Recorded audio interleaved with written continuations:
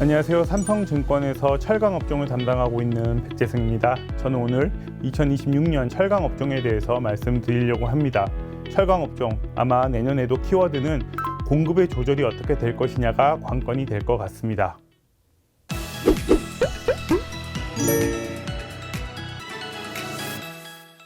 (2025년의) 철강 시황은 사실상 시장에서 기대와 실망이 반복되는 그런 흐름이었다라고 보시면 될 것 같습니다. 올해 7월 초에 중국 정부가 공급 과잉 산업에 대한 구조 조정을 시행하겠다라고 발표를 한 이후로 주식시장에서는 철강 업종에 대한 구조 조정이 이제 본격적으로 시작되면서 시황의 개선이 나타날 것이다라고 생각을 했었는데요. 하지만 7월 말에 있었던 정치국 회의나 10월 말에 있었던 사중전회에서 특별히 구조조정에 대한 구체적인 얘기들이 나오지 않으면서 다시 시장은 실망하는 그런 모습을 보였습니다. 그런 시장의 기대와 실망이 반복되는 가운데 실제 가격으로 표현되는 철강 시황은 큰 회복이 없이 바닥을 다지는 모습에 그쳤다라고 보시면 될 것 같습니다. 이와 더불어서 미국에서도 수입 철강제에 대한 관세 부과가 시작이 되었는데요. 올해 2월 달에 모든 수입 철강제에 대해 25% 관세를 매기면서 글로벌 철강 시황에 대한 불확실성을 더욱 추가시키는 요인으로 작용을 했었고요. 올해 6월에는 그 관세율을 50%로 상향하면서 더더욱 시장에는 불확실성이 커지는 그런 요인으로 작용을 했었습니다. 결국 그렇기 때문에 2026년의 철강 시황을 바라볼 때 이 수요의 회복 혹은 공급의 조절이 조금 더 지금보다는 강하게 나타나 주어야 시황의 개선을 저희가 충분히 신뢰할 수 있을 것이라고 보고 있는데요. 그런 측면에서 수요에 대해서 먼저 좀 말씀을 드리겠습니다. 중국 철강 수요의 약 30-40%를 차지하고 있는 부동산 같은 경우는 사실상 올해에도 큰 회복이 나타나지 않은 그런 모습이었고요. 지금 차트에서 보시는 바와 같이 중국의 부동산 가격은 여전히 부진한 흐름이 지속이 되고 있습니다. 아마 내년에도 이 중국의 부동산 시황이 단기적으로 빠르게 회복되기는 쉽지 않을 것이다라고 저희는 전망을 하고 있습니다. 실제로 왼쪽 차트에서 보시는 것처럼 중국의 부동산 투자나 착공 면적 증가율이 여전히 마이너스에 머물고 있는 상황이고요. 저희가 봤을 때에는 이런 마이너스의 흐름이 내년에도 지속될 가능성이 높다라고 판단을 하고 있습니다. 한편 인프라 투자 같은 경우도 중국 철강 수요의 약 30%를 차지하고 있는데요. 이 인프라 투자도 올해 하반기 들어서는 증가율이 좀 둔화되는 모습이 나오고 있고, 그렇기 때문에 내년에 일정 수준의 회복세를 기대는 하지만 그 회복이 두드러지게 크진 않을 것이다 라고 전망을 하고 있습니다.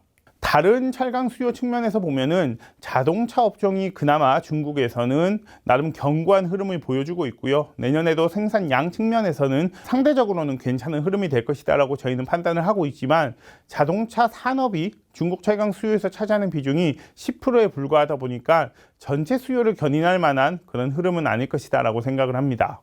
결국에는 2026년에도 철강 수요 측면에서는 그 회복이 좀 미미할 것이다라고 저희는 판단을 하고 있습니다. 여러 전방 산업들의 추정치를 바탕으로 저희가 살펴본 2026년 중국의 철강 수요는 올해 대비 0.2% 정도 증가하는 수준에 그치지 않을까라고 저희는 생각을 하고 있고요. 실제로 세계철강협회가 지난 10월 달에 발표한 2026년 중국 철강 수요 증가율도 마이너스 1%로 제시를 했기 때문에 이런 측면에서 현재 시장에서는 수요 측면에서의 시황의 회복을 그렇게 크게 기대하고 있지는 않다라고 말씀드릴 수 있을 것 같습니다. 결국에는 지금 생산이 올해도 사실 중국이 10월 누적으로 약 4% 정도의 생산 감소세를 보이고 있음에도 불구하고 오른쪽에서 보시는 바와 같이 스프레드의 회복은 거의 없는 상태이고요. 결국 이것은 공급의 감소 이상으로 수요의 부진이 강했었다라는 것을 의미합니다. 공급 측면에서 한번 조금 더 디테일한 모습들을 살펴보시면 실제로 중국의 철강의 생산량은 앞서 말씀드린 바와 같이 올해도 감소를 했지만, 오른쪽에서 보시는 것처럼 철강의 수출량은 올해도 증가를 했습니다. 이 말인즉슨 중국의 철강 내수 수요가 훨씬 더 부진해서 저가 철강제의 수출이 좀 계속적으로 이루어졌었다라고 볼 수 있는 거고요. 이는 중국 내수 가격뿐만 아니라 한국을 포함한 동아시아 철강 가격의 약세 요인으로 작용을 했었습니다. 실제로 시장에서 제가 제일 서두에 말씀드린 바와 같이 중국의 철강업에 대한 구조조정이 정말로 일어날 수 있을까가 결국엔 핵심이 될 것 같은데요. 저희가 판단하기에 이미 필요성은 충분히 갖춰졌다라고 보고 있습니다. 두 가지 이유를 들 수 있을 것 같습니다. 첫 번째는 이미 중국의 철강사들의 이 실적 수준이 지난 10년 전에 중국 철강 시황이 부진하면서 중국 정부가 구조조정을 시작했던 것과 비슷한 수준까지 다시 내려왔다는 점입니다. 실적의 부진이 극심하다 보니 10년 전과 마찬가지로 구조조정이 필요하지 않을까라고 저희는 생각을 하고 있습니다. 두 번째는 2024년부터 많은 여러 국가들이 중국 철강제에 대한 수입 관세 부과가 시작이 되었습니다. 결국에는 중국의 저가 철강제들이 자국으로 유입되면서 자국의 철강 산업을 파괴하는 것을 막겠다라는 의도가 계속적으로 강해지고 있다는 것을 의미하고요. 그렇기 때문에 내수 수요의 부진을 수출의 확대로 상쇄하려고 했던 중국 정부의 의도가 앞으로 점점 더 힘들어진다는 것도 중국의 철강업 구조조정의 필요성을 높여주는 요인으로 작용을 할 것이라고 생각을 합니다. 결국 시장은 우리가 10년 전에 중국 정부가 부진한 시황을 대응하기 위해서 진행했었던 구조조정과 유사한 형태의 새로운 구조조정이 10년 만에 재현되지 않을까라는 기대를 품고 있는데요. 아직까지 디테일한 그 목표나 혹은 방법을 제시하진 않았지만 아마 이 기대감은 여전히 유효하게 작용할 거다라고 생각을 하고 있습니다. 다만 올해 이 기대와 실망이 반복되었던 것처럼 현재 시장은 실제적인 중국 정부의 액션이 나오기 전까지는 이 시황에 대한 관망세가 좀 지속이 되지 않을까라고 저희는 생각을 하고 있습니다. 다만 한국 철강사들의 실적 자체는 이런 시황의 개선이 당장 두드러지지 않더라도 올해보다는 내년에 조금 더 개선될 여지는 있다라고 보고 있습니다. 그 이유는 한국 정부도 지금 스스로 자국의 철강 산업을 보호하기 위해서 2025년부터 중국산 철강제에 대한 반덤핑 관세를 부과하는 정책을 펼치고 있기 때문이고요. 이미 후판과 열연에 대해서는 관세가 확정이 되었고 특수강 본강이나 컬러 강판 같은 제품들도 반덤핑 제소에 들어가 있어서 이 결과들이 좀 주목되는 상황입니다. 다음으로는 비철금속 전망으로 넘어가 보겠습니다. 실제로 올해 여러 비철금속 가격들의 수익률을 비교해 보시면요. 특징적인 부분들이 있습니다. 리튬이나 니켈 같은 2차 전지 소재 가격들은 좀 부진했던 반면에 안티모니, 인듐 같은 희귀금속, 금과 은 같은 귀금속, 그리고 구리와 아연 같은 기초금속들은 상대적으로 양호한 가격의 흐름을 보여줬었습니다. 실제로 기초금속인 아연과 구리 같은 경우는 지금 연말이 다가옴에도 불구하고 여전히 견고한 흐름을 보여주고 있고요. 기금속도 말할 필요가 없이 좋은 흐름을 보여주고 있는 상황입니다. 저희가 봤을 때는 오른쪽 차트에서 보시는 것처럼 달러 인덱스의 하락이 결국에는 기초금속과 기금속의 가격의 상승을 이끌었다라고 보고 있습니다. 현재 원달러 환율이 워낙 높아서 이게 저희가 체감하기는 힘들지만 실제로 달러 인덱스의 추이만 놓고 본다면 올해 달러화는 다른 통화들에 비해서는 약세를 보였던 상황이었고요. 실제로 저희 매크로팀에서는 내년 상반기까지 미국의 기준금리 인하를 점치고 있는 상황이기 때문에 달러 인덱스의 추가적인 하락 가능성이 존재한다는 점에서 기본적인 매크로 전제로서는 금속의 가격은 2026년에도 견고할 것이다 라고 생각을 합니다. 그 외에도 두 가지 펀더멘탈한 측면에서 저희는 구리 가격의 견고한 흐름을 예상을 하고 있습니다. 그 첫 번째는 정광의 공급이 여전히 타이트하다라는 점입니다.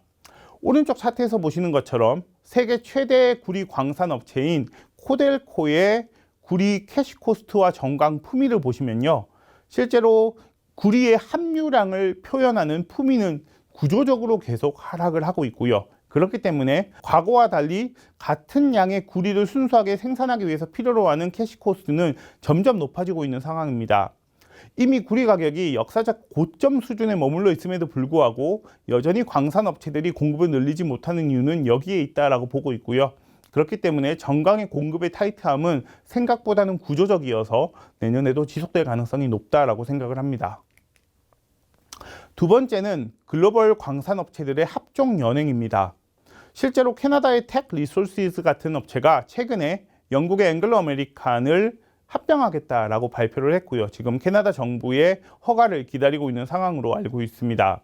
이 두 회사가 합쳐지게 되었을 때 구리 시장에서의 점유율이 이제 5%가 넘어가는 수준이 될 것 같습니다. 그리고 이에 대응하기 위해서 또 글로벌 광산업체인 글렌코어가 호주의 리오틴토라는 업체에 인수를 검토 중에 있다는 얘기들도 있습니다.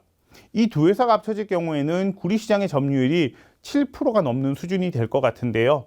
결국에는 대형 광산업체들의 초대형화가 지속적으로 진행이 될 가능성이 있고, 이로 인한 광산업체들의 협상력의 제고는 여전히 타이트한 공급을 뒷받침하는 요인이 될 것으로 저희는 판단을 하고 있습니다. 그리고 그렇기 때문에 특히나 구리 가격 같은 경우는 충분히 하방 경직성을 가지고서 견고한 가격 흐름을 보일 수 있을 것으로 생각을 합니다. 물론 비철금속과 연계된 풍산이라는 회사는 이미 영업이익의 90%가 방산 사업에서 나오고 있기 때문에 구리의 임팩트가 실적 측면에서 엄청 크다라고 보긴 힘들 수 있지만, 이런 견고한 구리 가격의 흐름이 전망이 된다면 기본적으로 이 풍산의 신동 사업의 실적 수익성도 충분히 견고하게 흘러갈 수 있다는 점에서 긍정적이다라고 판단할 수 있겠습니다. 결론적으로 저희가 철강 시황을 바라볼 때 구조조정의 필요성이 충분히 갖추어졌지만, 일단 그에 대한 중국 정부의 구체화된 목표나 방법이 제시되기 전까지는 관망이 좀 필요하다라고 말씀을 드렸는데요. 거기에 기반해서 본다면 개별 기업에 대한 그 선별에 있어서도 기본적으로 시황에만 기대는 플레이어보다는 개별적인 모멘텀을 가진 회사들을 잘 선별하는 것이 중요하다라고 판단을 하고 있습니다. 그에 기반해서 봤을 때 저희는 세아베슬 지주를 탑픽으로 제시를 하고 있고요. 현재 중국산 특수강 본강에 대해서 반덤핑 제소를 해놓은 상황인데, 이게 만약에 관세 보호까지 이어질 경우에는 세아베슬 지주의 내년 실적 추정치가 상향될 여지가 있습니다. 더불어서 내년 중순에 미국에 현재 짓고 있는 니켈 합금강 신규 공장이 이제 완공이 될 텐데요. 이 니켈 합금강은 우주 항공 분야의 주요 소재로 사용될 수 있는 철강 제품이기 때문에 이 완공 이후에 이 우주항공 분야로의 익스포저가 훨씬 더 커질 수 있다는 점도 실적뿐만 아니라 밸류에이션 측면에서 충분히 긍정적으로 판단할 수 있는 요인이 될 것이다 라고 저희는 보고 있습니다. 더불어서 포스코홀딩스 같은 경우도 아직은 철강과 2차 전지 시황의 본격적인 개선은 조금 더 기다림이 필요하겠지만, 그럼에도 불구하고 최근에 리튬 가격이 바닥을 찍고 반등이 나오고 있는 상황이어서 이런 리튬 가격의 흐름에 기반해서 순수한 철강 업체들보다는 조금 더 선순위의 종목 선별로 받아들일 수 있지 않을까라고 생각을 하고 있습니다.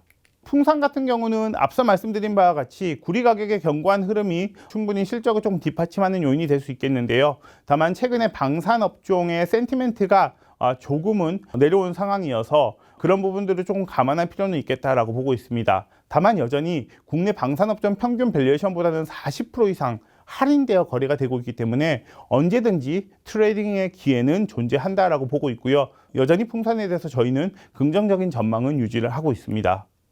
끝으로 현대제철은 사실은 철강 시황에 가장 붙어있는 회사이기 때문에 시황의 회복 전까지는 좀 관망이 필요하지 않을까라고 생각을 하고 있는데요. 다만 이제 미국 공장에 대한 투자를 올해 초에 발표를 했었는데, 이에 대한 구체적인 어떤 구성을 아직까지 발표를 하지 않고 있는 상황이어서 이런 미국 공장 투자에 대한 구체적인 지분 구성 등을 발표하게 된다면 그런 부분들이 단기적인 모멘텀은 될 수 있겠습니다. 그 부분을 조금 관심 있게 지켜봐야 될 것 같습니다. 제가 오늘 준비한 내용은 여기까지입니다. 2025년 철강 시황은 참 어려운 국면을 맞이했었지만 2026년에는 중국의 구조조정에 기반해서 아무쪼록 시황의 회복이 두드러지길 기대합니다. 감사합니다.